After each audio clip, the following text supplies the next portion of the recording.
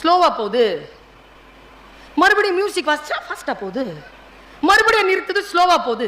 ஓ இதானா ரகசியம். நேரா கீழே வந்து ஒரு எறும்பை மட்டும் தனியா கூப்பிடுச்சு. நான் நல்லா வாசிக்கிறேனா? ஓ அதை கேட்குறியா? சூப்பரா வாசிக்கிற.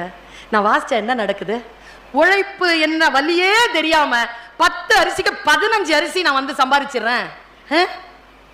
உனக்காகவே நான் வாசிக்கிறேன். இந்த 15 அரிசியிலேருந்து ஒரு அரிசி தரியா? தரேனே. தொடர்ந்து வாசிப்பியா? தொடர்ந்து வாசிக்கிறேன், சாயந்தரம் வரைக்கும் வாசிக்கிறேன். ஓகே.